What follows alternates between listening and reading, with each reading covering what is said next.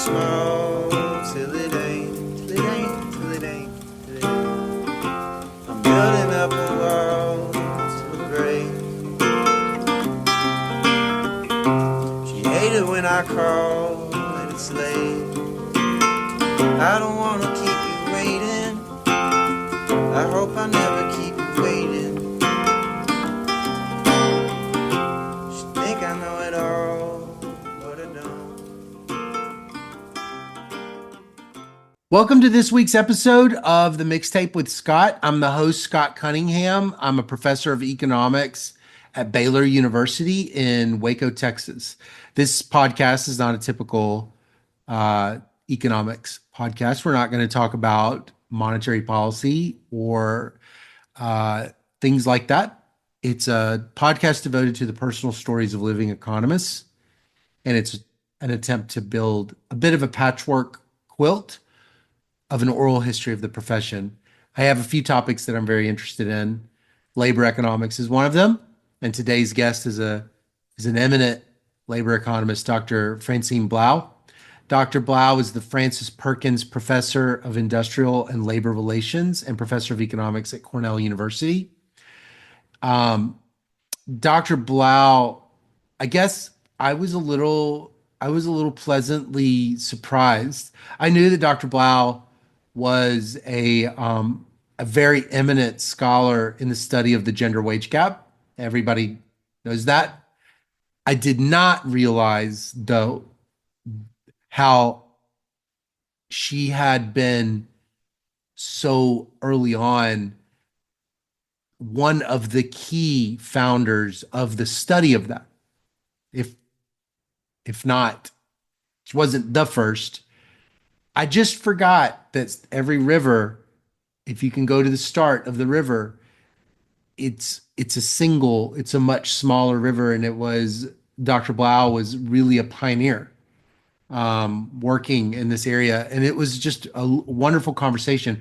I had promised Dr. Blau that we would only talk for an hour, and we go over it, but the way the conversation just evolved, I didn't get to talk about all the stuff I wanted to talk about. And sometimes that happens. And that could be a good or a bad thing. I loved what we were talking about, and so I didn't push it. So I didn't get to talk as much about all the things. I had to kind of rush through some stuff at the end, and I left a lot of stuff off the table. But I hope that you enjoy this as much as I did. It was a real honor to get to talk to Dr. Blau, and I hope you look forward to this. And this is probably, again, a great podcast to share with your students, with your friends, with your family. And I hope you enjoy it. Thanks a lot. Okay, well, it is a pleasure to have with me on the show an economist I've never met, but have followed for a long time. Could you introduce yourself by telling us your name, your full title, and who pays your paycheck? I like the way that's a very economist way to put it. Who pays your paycheck? Okay, well, my name is Francine Blau, and I am the Francis Perkins Professor of Industrial and Labor Relations and Professor of Economics Emeritus here at Cornell University. And at Cornell, I'm in the ILR school. Oh, But okay. the economics department at Cornell actually spans the arts and sciences school and the ILR school, and also Brooks Public Policy School. So you're in ILR, but ILR is kind of inside of economics. It's like a thing inside No, of Cornell is very complicated. It's more, that would be too straightforward. it. We have ILR is a freestanding unit, and some of the ILR faculty are in the economics department. Oh, I got it. Okay. Spans actually 3 colleges here at Cornell. Okay. I'll ask more about that soon. Let's start with an icebreaker. Can you share a story of a vacation that you've taken in your life? Doesn't have to be a recent one. Doesn't even have to be a great one. But it's memorable in that you still find yourself every now and then thinking about it? Actually, I think that vacation might be the first time my husband, Larry Kahn, and I went on sort of a little more ambitious kids trip with our kids when they were children. They're, of course, both grown up now. And we went to San Francisco with them. Mm. And two things that really stand out to me about that is one, my son's joy. I mean, he was maybe about 8, and we lived in Champaign-Urbana, Illinois at the time, and he started running down the hills backwards. He was just enjoying it so much. San And Francisco? the other thing that stood out to me about it is I really felt I had a better time with the kids than we would have had alone, which was a little Mhm. transitional for us. You know, we always loved them, obviously, but there's a lot of work and this and that. And Oh, seeing everything through their eyes and oh, the fact that maybe they were 8 and 6, something like that. yeah. When was that? That was in Oh the my eight. goodness. Well, they're in their 40s now, so Oh, okay. yeah. So that was your first time to San Francisco, or was that is just it was a vacation? No, no, it was the first time with children. Ah, okay, got it. Well, so where did you grow up? I grew up in New York City. Oh, you did. Yeah, I lived in Manhattan actually till I was 10, and then we moved to Queens. So I'm from Manhattan and Queens. Oh, wow. What'd your parents do for a living? They were actually both teachers, Oh, um, high school teachers. Um, there's a whole story in there. My father had been active in trying to organize a teachers union when he was younger, and that in the 1950s was viewed as a communist front organization. And so mm. he actually lost his teaching job in the New York City school system during the McCarthy period in the Oh, wow. 1950s. Yeah. Huh. And he was an English teacher who had started as a sideline doing speech therapy. And Mm. so he actually shifted to that full time, and he later expanded to remedial reading and special education. And then he eventually opened a couple of schools for kids with learning disabilities. Do you remember that time when he lost his job very vividly? I do. I didn't fully, I think I was around 6. I didn't obviously fully understand things, but I just remember it's very bleak, black time. And around the same period, my parents got divorced, so it was a heavy time. Oh gosh. Do you now that you've spent your life studying topics in labor, do you think he saw what was coming before he started organizing, or was he really blindsided by that? I think he was blindsided. Mm. I don't think it was even something he was currently doing or particularly involved in, but he Mm. had. And, you know, I mean, obviously it was so unfair. I mean, he fought in World War II and, Mm. uh, Is that why but you man? Is that why you moved to Queens? no, it was Oh, just, yeah, yeah. wow. But he just started gravitating to Queens, I see. just, yeah. Well, so what kind of stuff would you like to do? What kind of games and how would I mean that you growing up in the city, you were probably just able to jump on you just able to that was like that wonderful New York City childhood that you could just go around and do anything you wanted, right? Well, yeah, especially in those days, Uh-huh. maybe did things that we wouldn't want. I remember being quite small and my father showing me how to get on the bus, which was, I think, a straight shot to his office at that time. You know, that was something I was going to do alone as a very little kid, which I don't think we would do now. But it was an interesting, actually, I lived in a very interesting place. I don't know if you would have heard of it. It was called Stuyvesant Town. And it Uh-huh. was in the Lower East Side of Manhattan. And it was a kind of middle class a housing project, very big and elaborate. It had playgrounds in it and Mm. trees planted. And I just sort of remember basically living on roller skates, so roller skating Oh. around it, Um, yeah, but we actually did go to what you might call a ghetto school. Oh. So a school with, let's say, mixed socioeconomic Oh, background. okay. Okay. In Well, what those kind days, go yeah, ahead. a No, lot go of ahead. the lower income people were from Puerto Rico, so I just very remember enjoying meeting them. Oh, you enjoyed your childhood? Did I enjoy my childhood? Yes, I think so. There were some challenges that I had to deal with in my family. My mother had was ill, Mm, had mental problems, and as I said, my parents got divorced.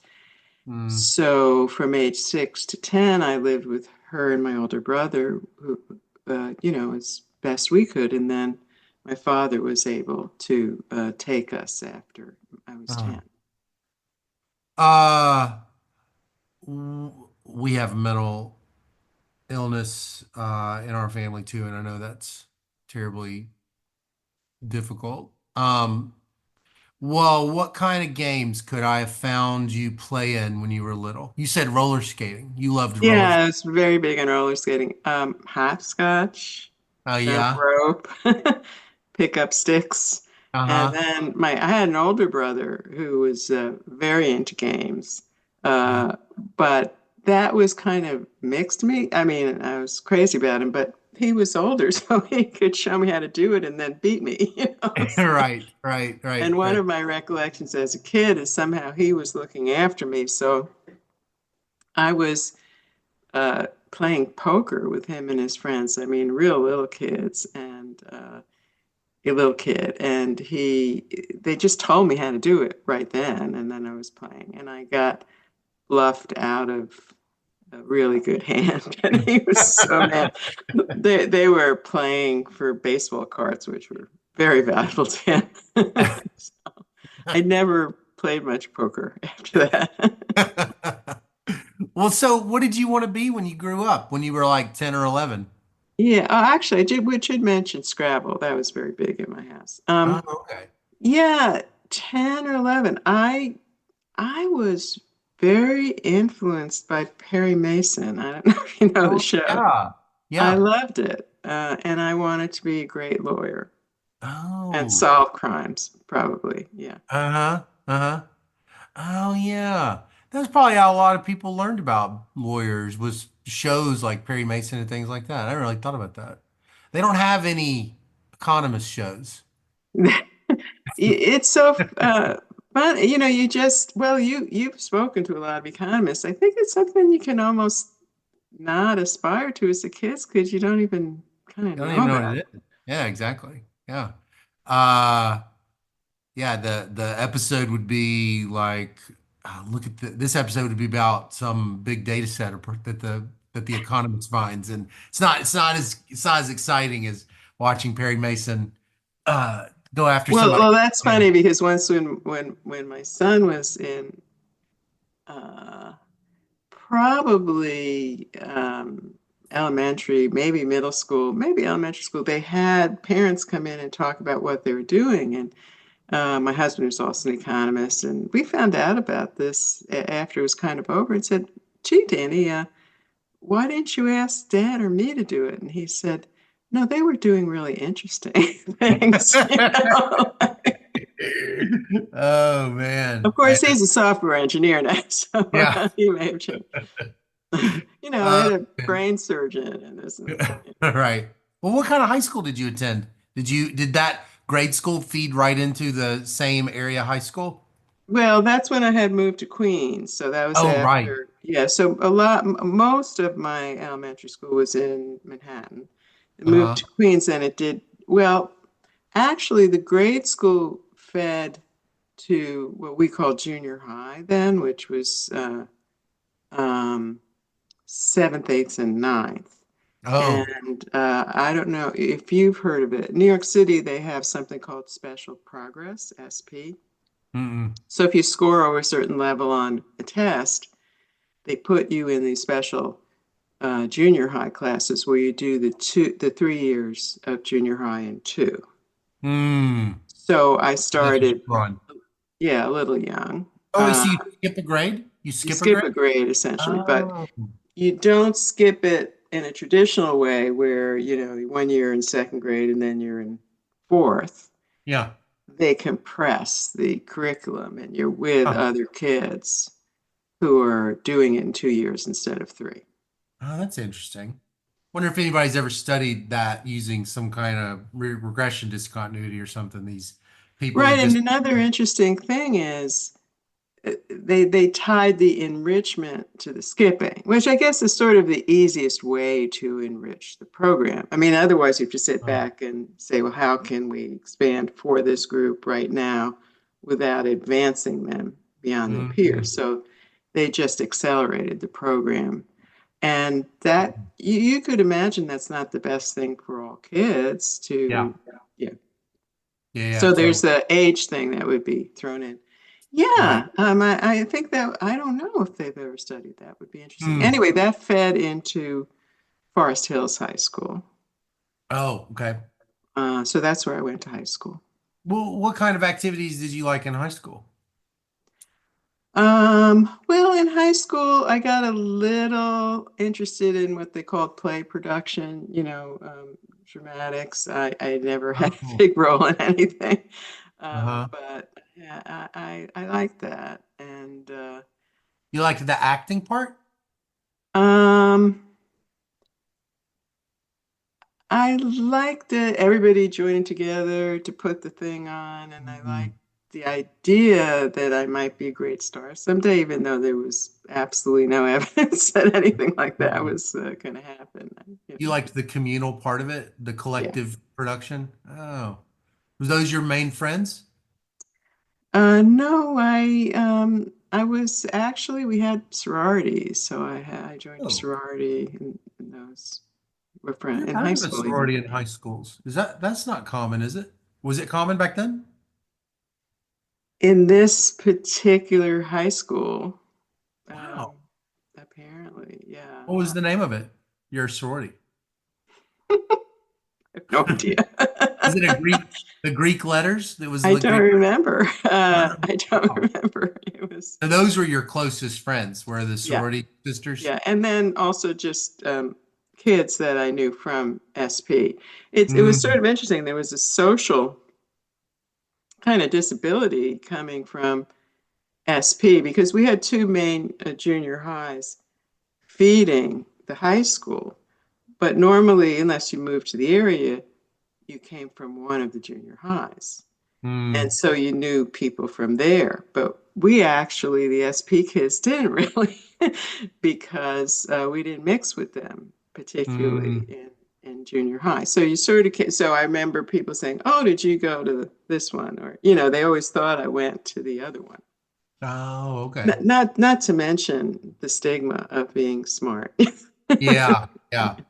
What kind of student were you in your high school? What did you enjoy in terms of classes and things like that?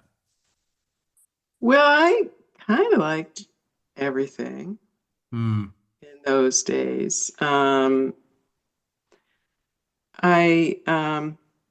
was sometimes influenced by the teacher, the ones that were, sort of better and more informed about like, they gave us one unit of economics, which was Oh. uh, in the middle of a social science, Huh.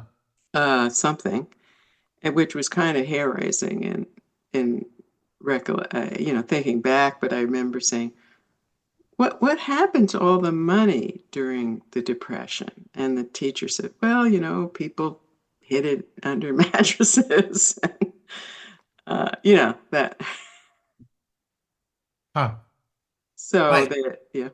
But he, I did really like the beginnings of social science. I mean, there wasn't that much of it, but I loved history and everything that explained how people lived and what they did and what happened. mm, Mm, But I mm. always loved history a lot. Well, so when you were a senior about to graduate, what did you want to be when you grew up? Well, that's a good question. I think it was a little open, but I was still thinking it would be law. Maybe I knew I Oh, wasn't going to be Perry Mason, but still thought it seemed really interesting, which it is, obviously. yeah. Yeah. You were driven by your mind a little bit. That when you're saying it was like it was interesting, it wasn't like you were profit driven. You were kind of like Oh no, no, no, no. I you were was thinking like not. I want to do things that are interesting. Oh, absolutely. And and Oh. and socially relevant. Hmm. I mean, let's see. Kennedy, JFK was elected when I was, maybe a junior, senior in high school. So Hmm. he was very charismatic and, Hmm. ask not what your country can do for you, but what you could do for your country. So I was idealistic and I wanted Hmm. to make a difference. And, I wouldn't have had the vocabulary then necessarily, but I was very concerned about inequality and You were. justice. Yeah, I was. Yeah. Hmm. Hmm. I mean, your dad starting the union, it seems like it might have been you were thinking about, I mean, you cared about workers and things like that. I did. By the way, I want to be clear. He didn't start the union. He was involved with the union that was starting up. Ah, right, right. Uh, he he kind of backtracked from a lot of that stuff. I mean, he kind of flipped. I mean, I think he didn't become conservative. He was liberal and he was very intellectual. I mean, a lot of the discussion at home was really about intellectual matters. Hmm.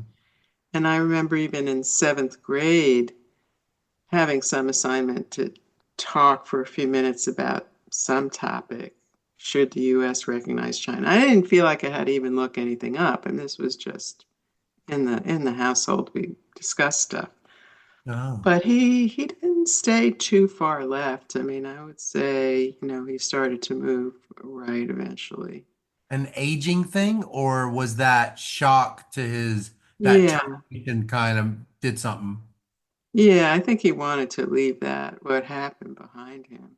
Oh, I bet that must have hurt. Yeah, yeah. Hmm. And I came in contact with someone I knew growing up, a very good friend in elementary school. And our parents were friends. It turned out the same thing happened to her father. Uh, Hmm. and she was a writer, and she was researching it.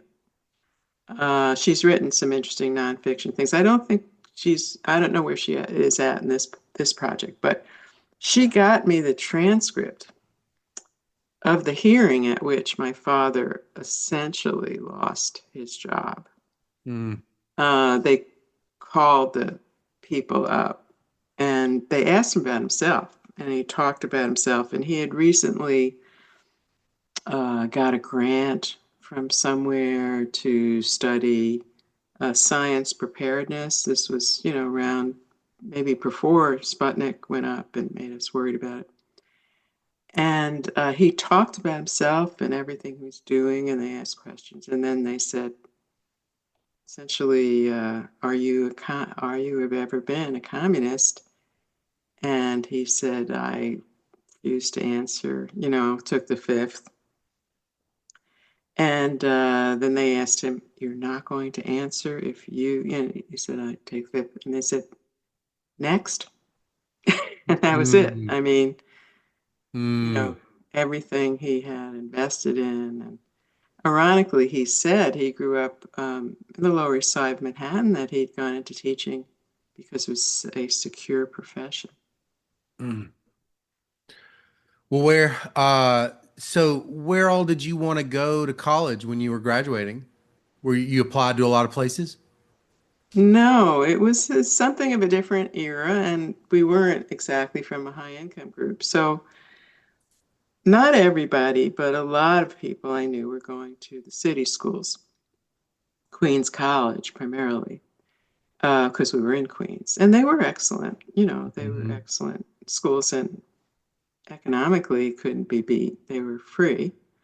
Mm. And then, so some people wanted to be a little more adventurous, were going to City College in Manhattan, not just staying close to home and going to Queens. And people lived at home and went to Queens Mm. College. And I just got this bee in my bonnet. I don't know where or how that I wanted to go to an away school.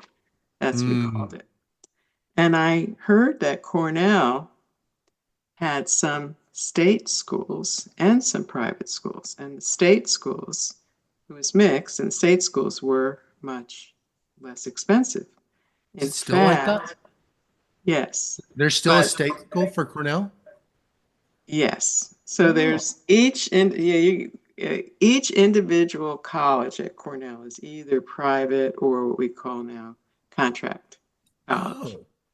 Huh. So the ILR school is a contract college, the veterinary school, the agriculture and applied life sciences, and human ecology, which in my day was home economics. Mm.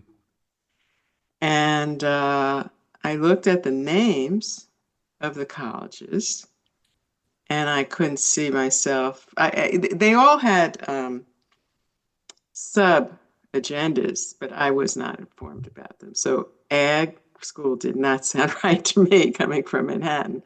It actually was a way to get a science education. A lot of people there Mm. were pre-med and science. Then home economics was not my cup of tea, if you'll excuse me, but that turns out to be a way that a lot of people studied development, psychological development. Oh. Uh, and so there was this thing, and veterinary science wasn't my thing either, but it was also a graduate program. So I said, this thing called industrial and labor relations, I don't have any idea what it is, but let me research it. So I researched and Mm. sounded interesting. Mm. So I applied to it. And actually, um, well, I almost backing up. All right, so I started um, high school young. Yeah. And in order to get a summer job, you needed to get, if you were below a certain age, you needed to get working papers. And employers just didn't like it. They didn't want to bother with it. So it was very hard to get a summer job if you're young. So I went to summer school and I accumulated more credits. So I actually graduated high school 6 months early Mm. and started at Queens College. So this is all to say I only applied to Cornell. Oh. Oh. Did you take any econ classes when you were at Cornell? At Cornell, that's interesting you asked that. By the way, I just want to also say I did not physically see Cornell until I came there as a freshman. Did you So know it was yeah. gonna be as cold? Did you know about the cold? That's all I kind of know is it because it's very cold. Oh, it's beautiful too. Oh, is it? I mean, I've been there, but I haven't. I did love it. I loved how pretty it was.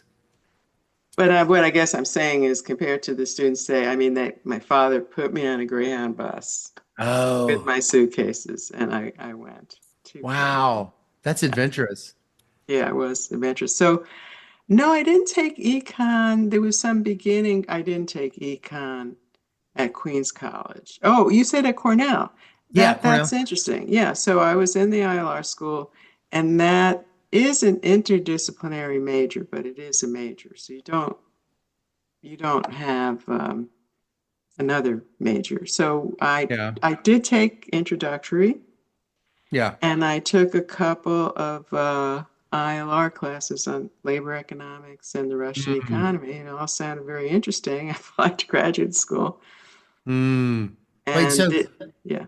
who taught you who taught you like labor economics? Did you take classes from that were actually like labor economics from the economics department at Cornell?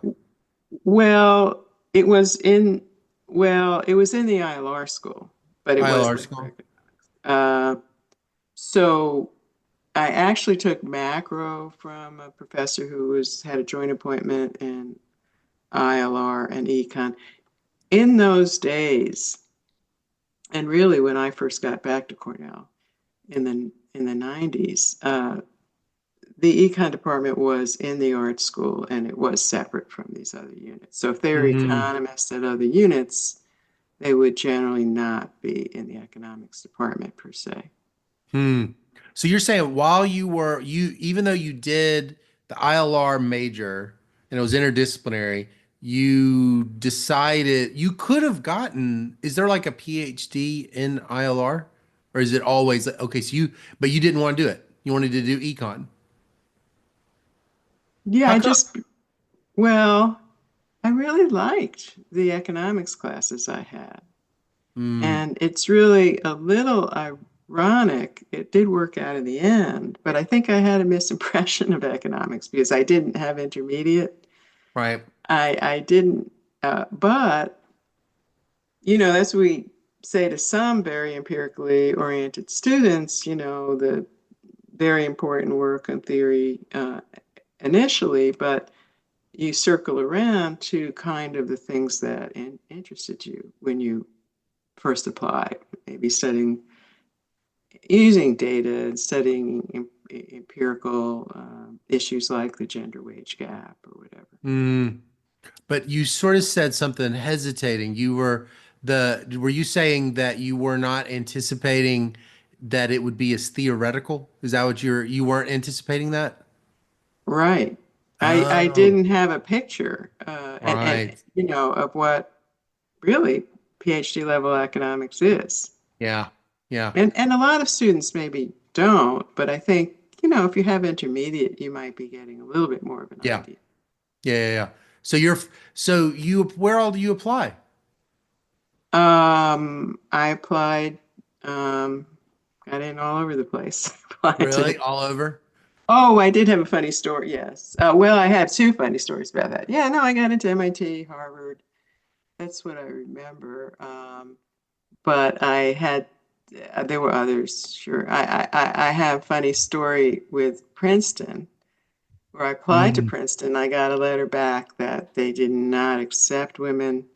They didn't as undergrads, but my day, but they didn't accept them in graduate school unless they wanted to study something that would not be available anywhere else. Princeton Econ said that. That was when? Early 70s? When was that? That was late 60s, They mid had late they had a mid 60s. policy that was they segregated against women? The econ department, or is it the whole school? The whole school, I think it was the graduate school, just said no. And then somewhere after that, someone became the first woman to get in. Wow. Huh. I did not know that at all. Oh, So and go ahead. Columbia, that actually had a very rich tradition, which I didn't know about necessarily Yeah. in labor economics at that Yeah. time. I mean, Mincer, a lot of people studying around then were Palachuk and Borjas and people like that. I never heard from them one way or another, but by then I just figured by the other places I got in, my application must have fallen on the floor or something. Right, right, right. Was it hard to pick Harvard over MIT? What did you know about I what informed your think preferences? I I I think I was underinformed about it. Huh. To be honest, I I didn't fully know what to do, except I had some professors, or at least one that had gone to Harvard, and you Hmm. know, talked that up. But somebody came from MIT, I think, to give a talk, and he met with me. Um, it, I'm embarrassed to say the deciding factor for me. I got something from the Grad Student Association at MIT, and it talked about activities, and it said how to meet women. Oh, it said that.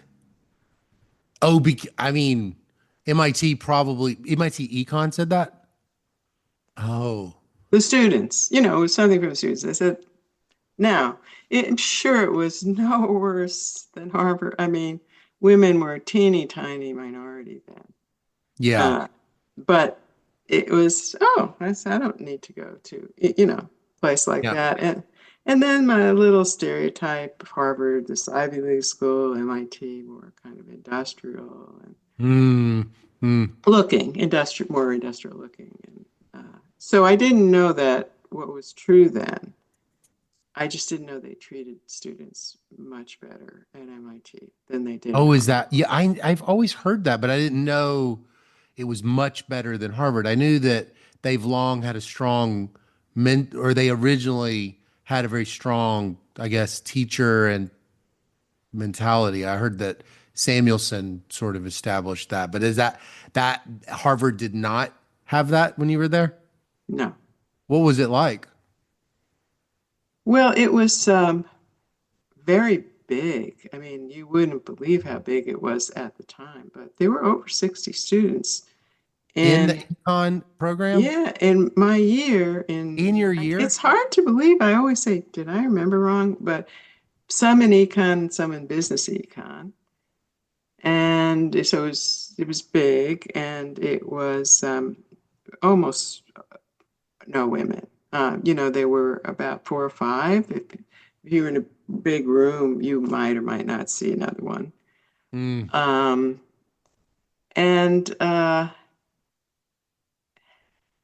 I had there was an article in the New York Times somehow around when I was there after I had finished a few years. And somebody said that their first year at Harvard was like the worst year in their life. Or Mhm. it just was very impersonal. Mm. Mm. And then I think, people managed, and some people formed very good relationships with mentors and stuff. But yeah, Well, what year was that? That would have been like, was that the I late 60s? actually I started in '66, Oh, you started in 66. Wow. Uh, well, so what were and those? it was a little bit also split. Oh, and it was really funny. I was going to say it was split between what you might call the old economics and the new economics, Yeah. which I think MIT with people like, Solow and Samuelson, et cetera, and equivalents in econometrics was more modern in that respect. So the big labor economist when I was there was John Dunlop. Mm. And I went actually in part because at the time I had heard of Dunlop. It turned out he had been chair of the department and was on leave the 2 years I was doing courses. Oh, okay. But the others were assistant professors, and Kuznets was there. Oh, wow. Um, but the funny thing, actually, one of the most magnetic people there was Gerschenkron. And I did do a bit of economic history because of that. Alexander Who? Gerschenkron. Oh, okay. I don't know that person. He's an economic historian. Huh. So that was one of your fields? Yeah, Oh, and development and labor. But I okay. remember, like, I had come from Cornell and ILR school. So, like, I remember kind of like raising my hand and asking a question or saying something in Kuznets' class, and he was like annoyed. What about that you would Someone even was ask? interrupting. Yeah. Oh, huh. What do you think about all this theory? What do you think about the micro theory classes, seeing it for the first time like that? Oh, I mean, it was very traumatic. I mean, I mean, also, I think, I think the first exam we had, I think the median grade was 54. It was pretty traumatic for everybody. And it was actually Marklin. I don't know if you've heard of Margolin. He became a radical economist, but he was just He became a what? A a radical economist? radical economist. Yeah. What's that mean? What do you mean? Well, like Um, URPE type, Union for Radical Political Economics type, oh, left, you know. he was heterodox. But he wasn't at the time. But I Oh, thought you might have heard of him from that. okay, okay. Because No, I that's have. the direction he went in. Oh, and he was a tenured faculty member at Harvard, or he did not? He was tenured probably when he became Huh. heterodox, but when I had him, he might have been an assistant professor, but he said to the whole class, um, well, I expect to see some improvement, or you've had a nice fall in Cambridge. So it's pretty direct that he was going to fail people. Yeah, but in the end, I don't know that anyone really necessarily Mm. did. The big thing was the qualifying exams that were oral. Oh, they were oral They qualifying. were oral. One of it was written for the first time, maybe kind of, no. Well, no, I mean, theory was, of course, written, but no, I think Yeah. everything else was probably oral, Huh. including econometrics, which is sort of weird. But Kuznets, great man that he was, he was teaching a class that was, my gosh, we're going to spend the whole time on this. I'm sorry. I know. That's okay. But I do love hearing it. But keep going. Um, so he was teaching a class in the development sequence, but it was a lot about national income accounting, which of Yeah. course was extremely important. But Hmm. so some students in the development area ran a risk they wouldn't have him on his on their orals, and didn't study that. And I was not going to do something like that. So I actually found it interesting too, but I studied it. So why did, Kuznets fail so many people? So he asked me some question, which I just knew the answer to. It was very straightforward. And then I answered it, and he looked at me like, really? Why would you say that?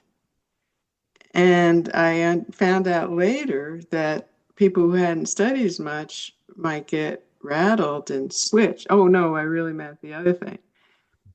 And I said, well, here's the reason, or whatever. So he was actually trying to He's going to try to trip people up a little bit. trip them up. Yeah. Wow.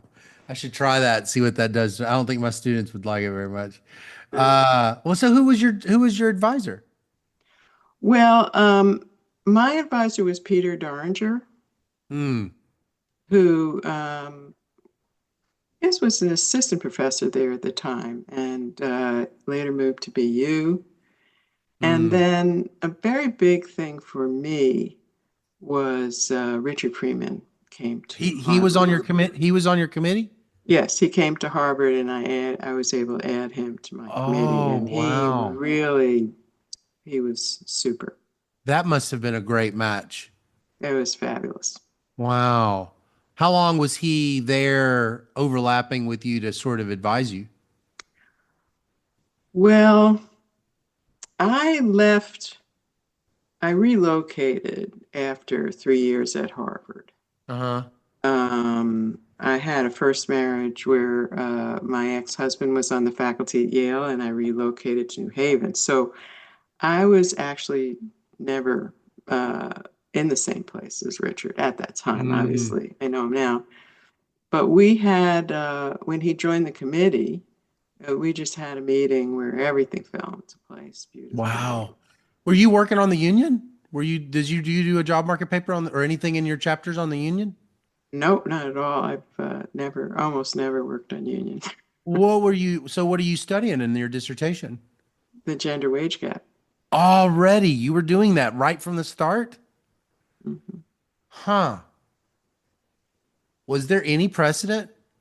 Others had studied that? I knew Becker's discrimination, but it seems like it was always applied in the context of racial. I Right. mean, I hadn't seen anything. And so you were one of the first, or if not the first? Well, one of the first, yeah, one of the first. Wow. They're probably not the first. I mean, in that range, Polachek, Minster and Polachek came out. That was very important. He Yeah, wrote about it. yeah. Oh, so what are you writing about in your dissertation on the gender wage gap?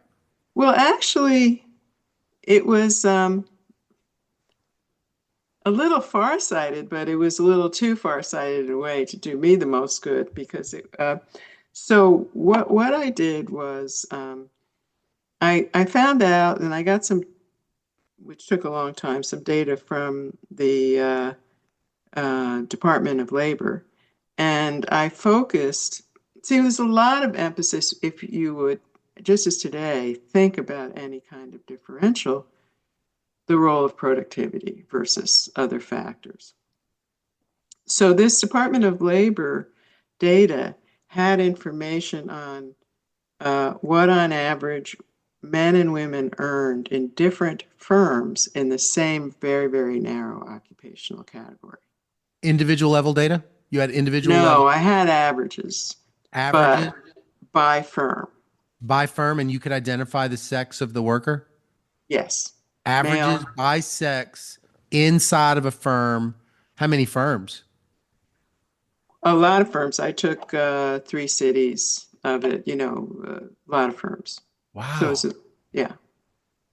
Okay, keep going. Sorry. Yeah. So it was within very narrow occupational categories. So it would say accounting clerk class A or class B. Oh, So I felt that could take care of the productivity aspect of yeah. why men and women, potentially earn different amounts. But what I found was that men and women were segregated by firm within the same occupation. And that was the source of labor market wide pay differential between men and women in the same occupation. And Mm, moreover, that the firms that women were in paid lower wages across the board. So they were essentially, quote, low wage firms. mm. And conversely for men.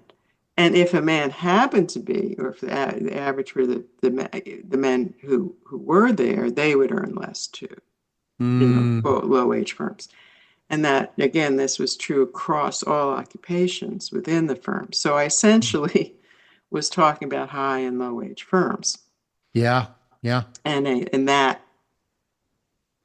as a reason, that There, type of segregation. And that what there. I argued was that the preference for male over female workers was pretty widespread, but the ability to pay for it was different. And the low wage firms are low wage for a variety of reasons. And I did some, regressions about it, what industries they're in, what size firm, et cetera. And so they would have to hire the women, whereas the high wage firms could pick and choose. Oh, wow. Wow. Was that pretty exciting, that project? It was enormously exciting to me. Yeah. It was, I sort of made a mistake there, and I got a lot of compliments on the dissertation per se. And I made it into a book, which is not the best way to go in Mm. economics. Probably would have been better to have articles, but Where'd you publish that book? What's its name? the name is Equal Pay in the Office. I did not choose the name, but I think they were hoping that that would make it sound more generally interesting. It is a dry Mm. economics book, interesting to economics, but not to economists, but not to Well, you've got Freeman on your committee and he writes so many books. And maybe was he writing as many books back then? I mean, you No, he wasn't. He wasn't. you But would have seen. Daringer said you should send this off. So I was Oh, wondering. he said that because you didn't do the three essay thing. You did a dissertation. It was a book. Oh, I got it. Got it. Got it. Got it. Oh, that's so neat. So you had really, I mean, you had done something pioneer. You were a pioneering labor economist that had been not explored at all. The gender gap. right. The I mean, generation. obviously there were others too. One of them just got the Nobel Prize recently, but Yeah, yeah. yeah, no, But but pioneering. wait, I mean, and also wait, it were you was and Claudia Golden around? Wait, when was she? Did y'all know each other when y'all are at different places? So, no, it's so funny because she's a Cornell graduate oh, and we are in exactly the same class, oh, but I graduated a year early. But otherwise, we started at the same time. did y'all But know each other? no, I didn't know her. I mean, she was in the art school. I was in the Iowa Art School. It turned out, in hindsight, look, we had a good friend in common, but we Wow. When didn't did y'all become friends, or professionally. y'all have Yeah, been professionally know because you're in the same uh research so often. So you've known her for y'all have known each other for a real long time. right. I believe. Oh, wow. So you go on the market, and do you go directly to Illinois? No, that was a little. So I did leave Harvard after 3 years, and I kind of bumbled around a little bit. Um, another problem I had at Harvard was I started very young. I started when I had just turned 20. Yeah, because So you do the accelerated thing in high school, and then so what? You started college. Did you start Cornell at 17, 16 or yeah, I something? think I probably started at 17 and then, got another a year basically Yeah. early. And so my birthday's in August. I graduated Cornell at 19 and started Harvard at 20. Oh, wow. Wow. Yeah. How long were you in? 4 years? In where? Sorry. Harvard? How long were you at Harvard? Oh, yeah, I was in residence 3 years, but what I guess I'm saying is I did not. Um, it took me a while to Oh, finish it my did. dissertation. Yeah, Oh, I okay. relocated Yeah, you were at Yale. You were in New Haven. New Haven, and I Yeah. started teaching at Trinity College. I Oh, taught at while you were a Trinity student. College, yeah, for 3 years as a lecturer. Mm. And then I was kind of finishing up and went on the market. And I got some nice action from liberal arts schools like Smith and Williams, but not from more traditional research oriented schools. So I mean, of course, they do excellent work there too, but I kind of wanted a more traditional research setting. Mm. So I took a postdoc at Ohio State. Oh, okay. So I was there for a year and then I went to Illinois. Mm. So what was Illinois like? You are teaching labor? Yeah, Is that what they so hire you to do? yeah, so Illinois 1975 is when I started there. Mm. And it was, yeah, as a matter of fact, an unusual. Well, it was sort of going back to my roots in a way. I had a joint appointment with the Labor Institute and the econ department. And I got Mm. to really just teach labor, grad Mm. and undergrad. And oh, and there was actually one of the first courses on women in the economy. Women in You labor. did. Yeah, You taught that first course. Where one of the first. does your textbook grow out of that class? Yes, my textbook grows out of that class, and the first edition was 1986, and now we're on the ninth Mm. edition. Did so you were at Illinois for 11 years before you published that book. Is that right? No, Uh, you did the yeah, postdoc. yeah, yeah, no. I mean, I was at Illinois as assistant professor, associate, full, or So whatever. 11 years you're teaching that class, and then the textbook grows out of those lecture notes. Yes, with my co-author Marianne Ferber, who is also teaching it. She was at Illinois with you? Yes. Oh, okay. Okay. Okay. Uh, I'm curious, uh, uh, how long did you and how did you and your husband end up working on on so many papers together? How did that even happen? I'm assuming, I mean, it's not, I know you're happily married too, but it must also have just been there's all these complementarities between the two of you in terms of a co-authorship. How'd that happen? Well, it started first, I think, with one particular paper that Mm, we have a paper on quitting, and that just in talking and stuff, we got interested in doing together, and we just loved working together. We just loved it.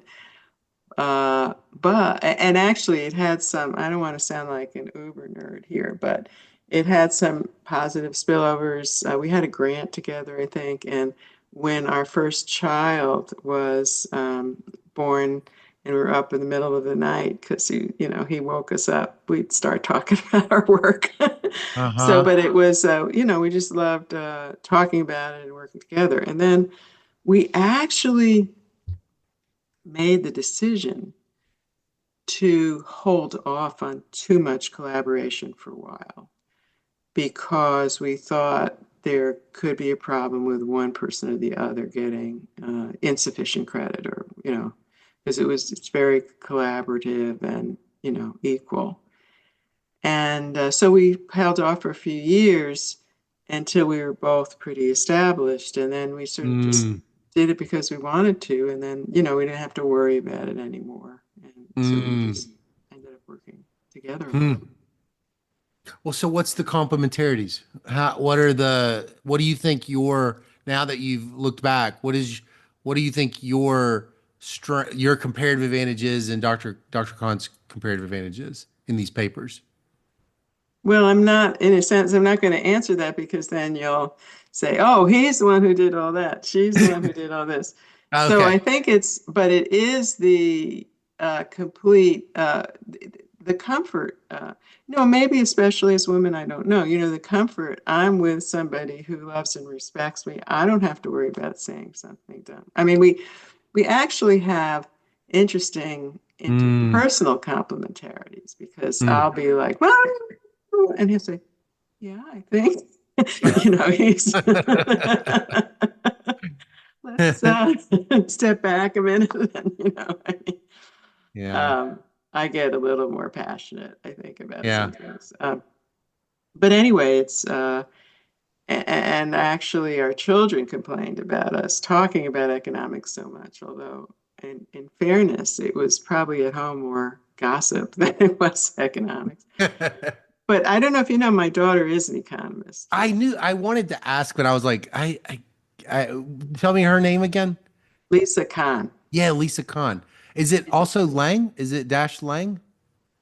Is it what? Does it have hyphenated Lang? No, no, Oh, she is Lisa Blau Kahn, but Blau is the middle name. oh, okay, okay, okay. Uh, yeah, no, I did know that. But I wasn't positive, and because I have a horrible memory, and I was like, I don't know if I'm remembering that right. Yeah. But yeah. Oh, so it rubbed off.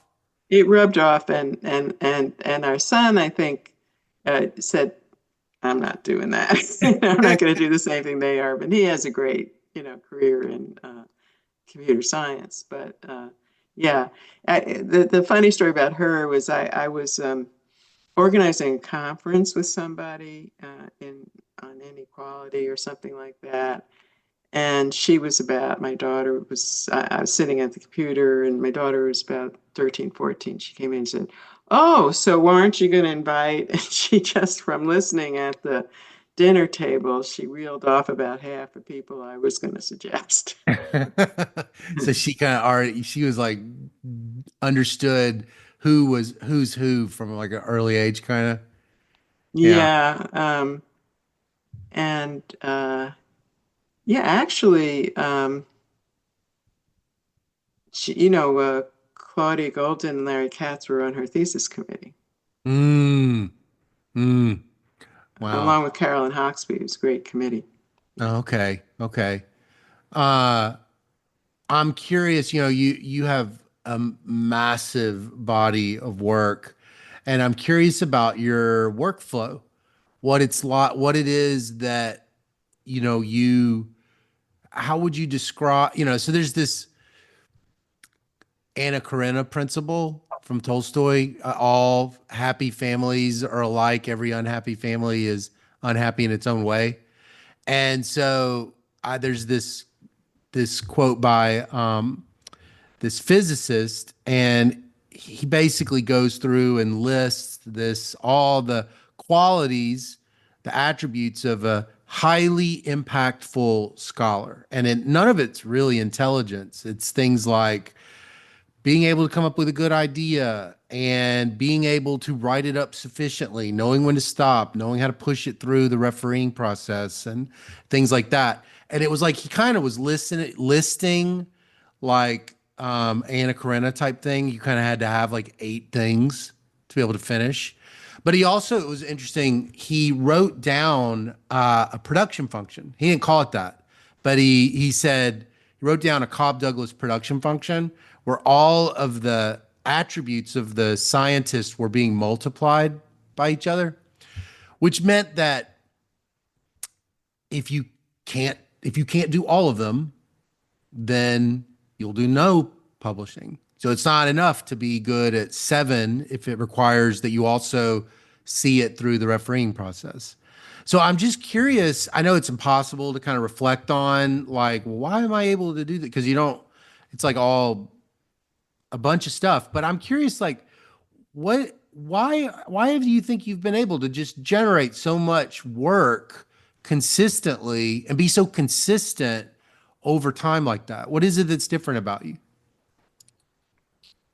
Well, I don't know what's different about me, but I know things that have helped me. And I did write about this a little bit in something that asked me to reflect. But I think overcommitment is very important.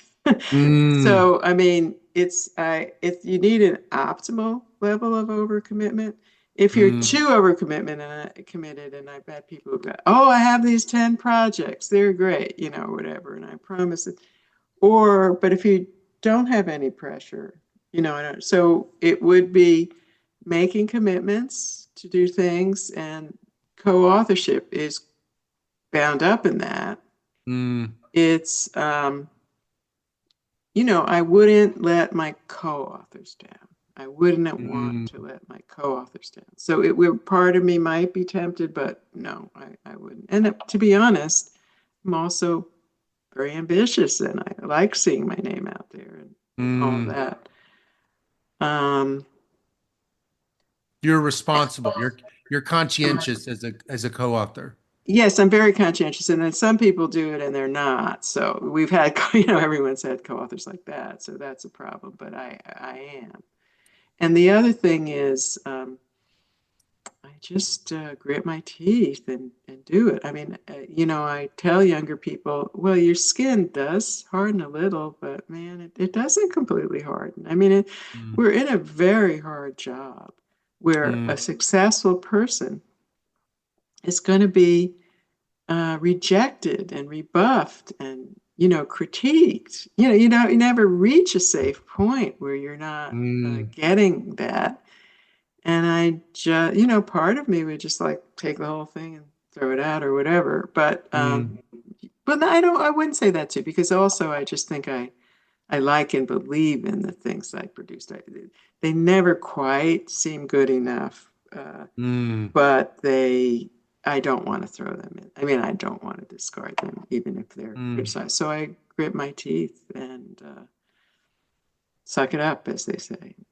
Resilience And perseverance. Perseverance is enormously important. Yeah. It's different about our job because nobody's really making you do it. So you have to have this, like, I mean, you could obviously not get tenure, but I mean, you've got to have this willful self-drive and because you're describing a lot of unpleasant feelings and not running from them. Yeah.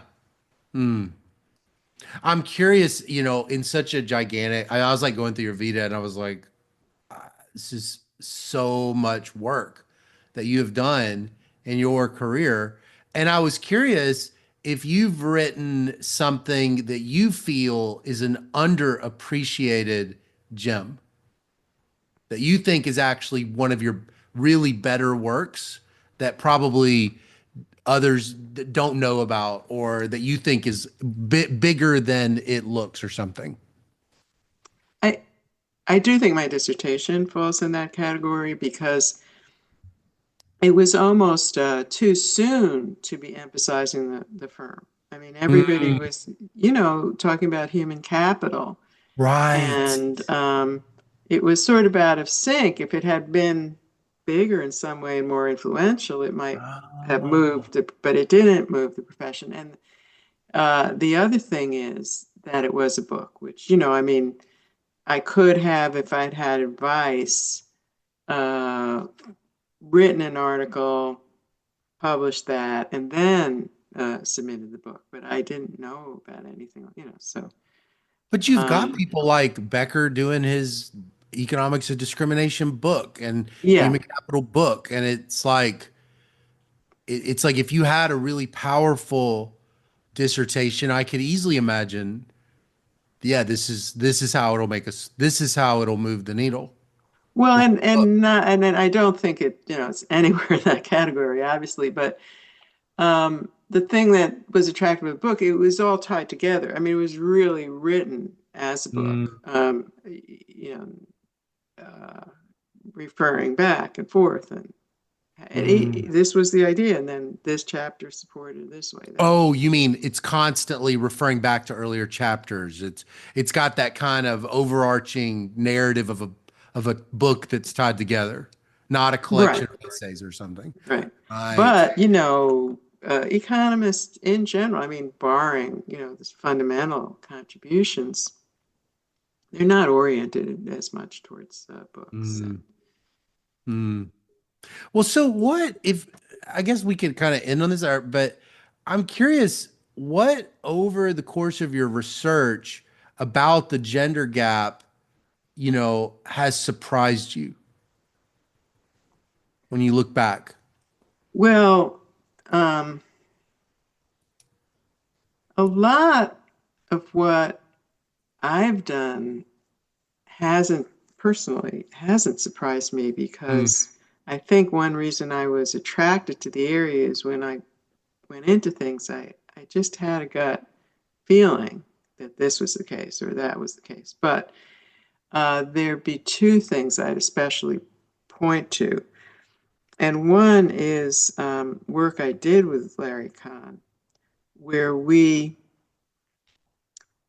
were really surprised. We were invited actually to participate in a bureau project, NBR project, mm, looking at the gender pay gap across countries. And this was starting in the probably started working on it in the 1980s, late 80s. And that the US had one of the largest gender pay gap. I think mm, Switzerland, where they got the right to vote, women got the right to vote in the 1970s, had a bigger gap, but we were just one of the largest gap. It just seemed crazy. Women were very committed to careers in the US. Women's liberation had been important. We had anti-discrimination laws. And what we found, the explanation, so we had enough insight to look into it, but we wouldn't have thought it was so important, was the wage setting institutions, which is a sort of return to unions, I have to say, for me. So I said I didn't really look at unions. I didn't look very much at unions in terms of the union wage gap thing. uh-huh. But this is in other countries, they have much bigger union sector, and the union sector brings up the bottom, and the bottom in all the countries is disproportionately women.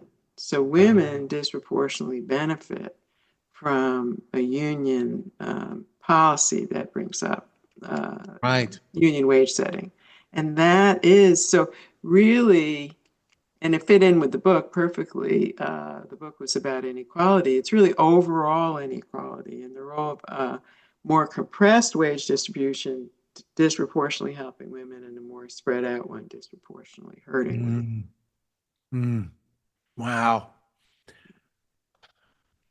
You've had a great, you've had a really wonderful creative career. and working on really core things. I teach a history of economic thought class, and it's really neat the way that labor has been a really core part of the story of the of economics from the very, very beginning. When you go back and read all those classical people, they're either they either are very dismissive and have very poor opinions of workers, or the whole science they are articulating is about the worker in some way. And so it's neat to talk to you to sort of see this long thread continue in your own work on the gender wage gap.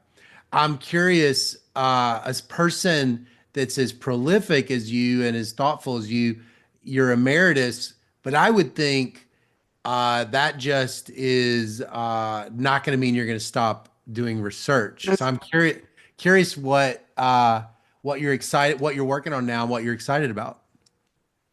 Thanks. Yeah. Let me say it's just emeritus since June, so it's new. Okay.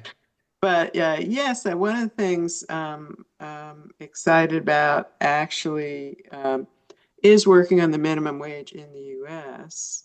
and finished a paper on this with Larry and some co-authors, looking at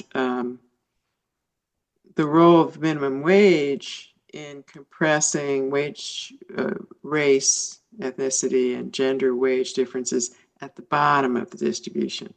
You know, the minimum wages in the US are relatively low compared to other places, so they're not going to have too much effect on the aggregate, but we're showing that they have quite a bit of effect at the bottom. And that there are real losses in periods where the real value of the minimum wage has fallen quite low. There's real losses to these groups. And we're actually also returning a bit to international differences in the gap and the role of policies like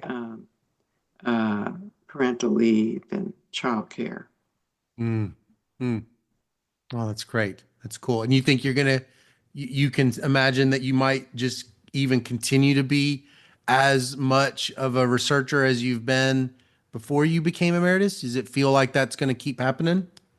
Well, I think my identification myself as a researcher, yes, I don't know if I'll be as prolific in honesty. But that means I can do a little less and concentrate a little more on particular things. So that's very rewarding, actually. Yeah.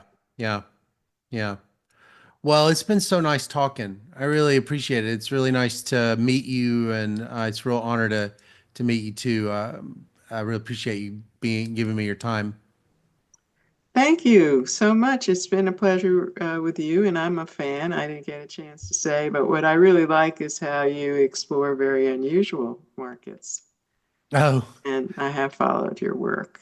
oh, thank you. Yeah. Oh, well, And cool. I should have, really pay more attention. You know, it's very related to gender. Yeah. Yep. Yes, it is. Well, you have a wonderful holiday. Is your Thank you. family going to be in town? You going to get to see Oh, everybody? we're gonna take one trip to see one group, and then we're gonna have a visit from the other. So I have 2 kids, and I have now actually 6 grandchildren. Very Oh, that's exciting. awesome. I bet you love that. I love it. Yeah, we love it. We love it. That's the Uh, competition to that's great. Oh, that's so great. research. Yeah. Yeah, sure. Being a grandma. Well, you have a wonderful holiday season and safe travels. Okay. Thanks. Same to you. Up a wall to the grave. She hated when I called and it's late. I hope I never keep you waiting. I hope I never